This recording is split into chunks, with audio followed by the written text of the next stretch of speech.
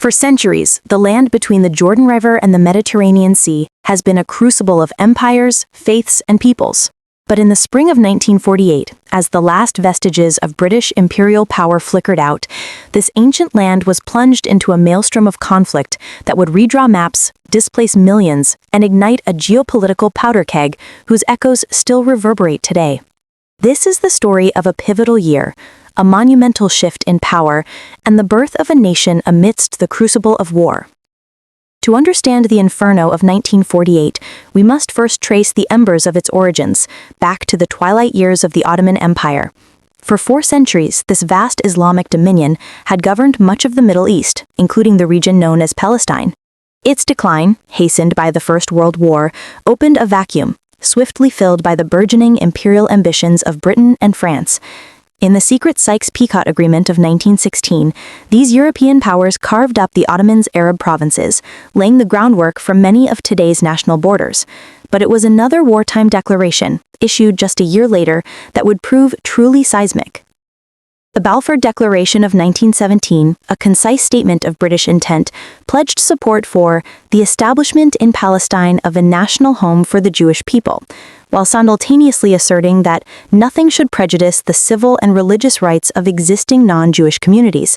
This single sentence sparked hopes for one people and anxieties for another. For Zionists, it was a profound diplomatic victory, affirming their centuries-old yearning for a return to their ancestral homeland. For the Arab inhabitants of Palestine, who constituted over 90% of the population, it was a deeply unsettling pronouncement, an imposition by a distant power on their self-determination. With the League of Nations formalization of the British Mandate for Palestine in 1922, the stage was set for decades of escalating tension. Britain, tasked with implementing the Balfour Declaration while maintaining order, found itself caught between 2 increasingly irreconcilable national movements. Jewish immigration, fueled by persecution in Europe and Zionist ideals, steadily increased, leading to the rapid growth of Jewish communities, the establishment of institutions, and the purchase of land. This influx, however, was perceived by the Arab population as an existential threat, a colonial project aimed at dispossessing them. Throughout the 1920s and 30s, the simmering discontent erupted into sporadic violence, culminating in the Arab Revolt of 1936 to 1939. This widespread uprising against British rule and Jewish immigration was brutally suppressed by the British military, but it left a bitter legacy. Thousands of Arabs were killed, imprisoned, or exiled, and their leadership was severely weakened. The revolt also led to the arming and organization of Jewish paramilitary groups, such as the Haganah, which would prove crucial in the coming conflict. The British, seeking to appease the Arabs, issued the White Paper of 1939. Severely restricting Jewish immigration and land purchases. This in turn alienated the Jewish community, who felt betrayed by the very power that had promised them a national home. The horrors of the Second World War and the Holocaust cast a long, dark shadow over the global consciousness.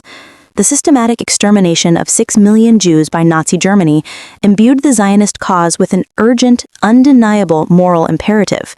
For many survivors, Palestine was not merely a desirable homeland, but the only refuge from a world that had seemingly abandoned them. Pressure mounted on Britain, both internationally and from within the Jewish community, to open Palestine's doors.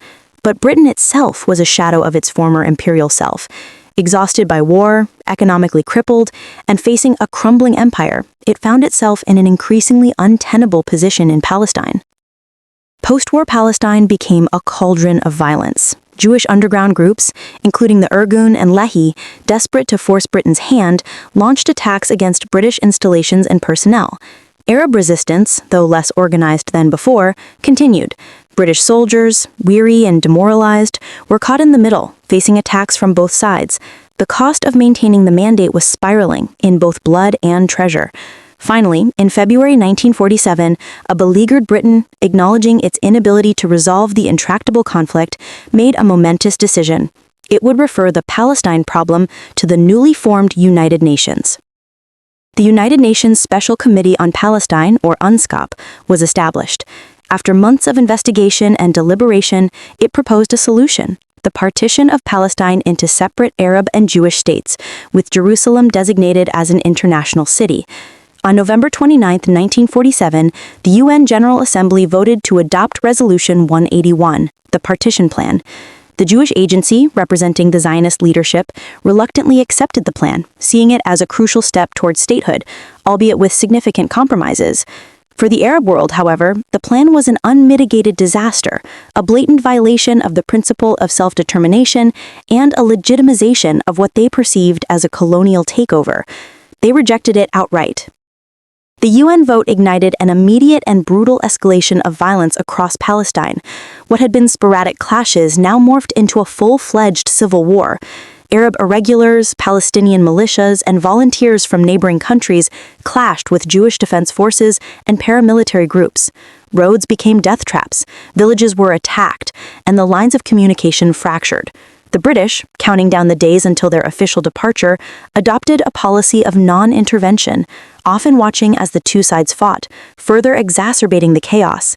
Their primary goal was now simply to ensure the safe evacuation of their own troops and equipment.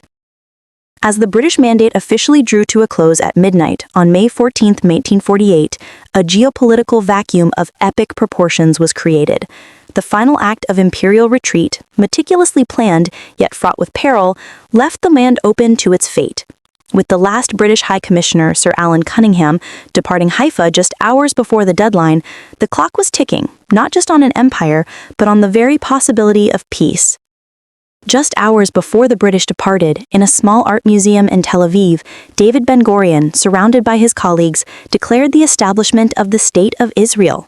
A long-held dream, centuries in the making, had finally materialized, but the celebration was short-lived.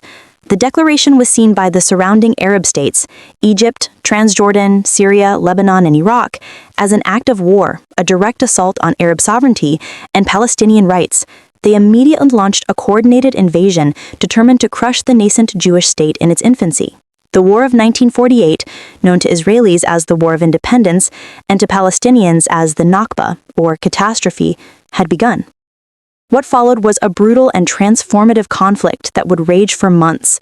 The newly formed Israel Defense Forces, initially outmatched in terms of numbers and heavy weaponry, fought desperately for their survival. They were a motley crew, veterans of various wars, Holocaust survivors, and young pioneers, united by a singular purpose. Against them stood the regular armies of the Arab League, equipped with British and French arms, confident in their ability to swiftly overrun the Jewish settlements. The battlefield stretched from the northern Galilee to the Negev desert, from the fortified positions of Jerusalem to the strategic arteries connecting towns and cities. Every inch was contested, every victory hard-won. In this crucible of war, the nascent global superpower, the United States, found itself at a critical juncture. President Truman, wrestling with competing interests, played a pivotal, though often contradictory role. On one hand, his administration, particularly Secretary of State Marshall, was wary of recognizing Israel, fearing it would alienate Arab states and jeopardize vital oil supplies, as well as destabilize the region during the nascent Cold War. On the other, Truman was deeply moved by the plight of Holocaust survivors and sympathetic to Zionist aspirations, swayed by political advisors and personal convictions. Despite strong opposition from his own State Department, Truman, just 11 minutes after Israel's declaration of independence, extended de facto recognition to the new state. It was a bold, controversial decision, reflecting both moral conviction and a shrewd political calculation in an election year. This immediate recognition, though symbolic, provided crucial international legitimacy to Israel at its most vulnerable moment. It signaled to the world that the United States, though not yet a military patron, acknowledged Israel's existence and right to self-determination, fundamentally shifting the geopolitical landscape of the Middle East. The war raged on, marked by ceasefires and renewed fighting, ultimately leading to significant territorial changes. By early 1949, armistice agreements were signed between Israel and its Arab neighbors, but these were not peace treaties, merely cessation of hostilities. Israel had not only survived, but had expanded its borders beyond the UN partition plan, securing a larger, more defensible territory. But this victory came at an immense human cost, particularly for the Palestinian people. Hundreds of thousands became refugees, fleeing or expelled from their homes, seeking refuge in neighboring countries and in the Gaza Strip and West Bank. Their homes and villages were lost, their society shattered, their identity forever altered. This mass exodus, the Nakba, became a defining trauma for Palestinians, a wound that festered and deepened with each passing year. The 1948 war did not end the conflict, it merely transformed it. New borders were drawn, but they were borders of mistrust and animosity, not peace. The Suez Canal, the Strait of Tiran, the Golan Heights, and perhaps most agonizingly, the divided city of Jerusalem all became flashpoints for future conflicts. The British, once the dominant power, had fully exited the stage, leaving behind a power vacuum and a legacy of promises and policies that arguably had exacerbated the very tensions they sought to manage. The United States, initially a cautious observer, now found itself increasingly drawn into the region, its recognition of Israel marking a beginning of a complex and enduring relationship that would shape its foreign policy for decades to come. The legacy of 1948 is one of profound paradoxes. For Israelis, it represents the heroic birth of their nation.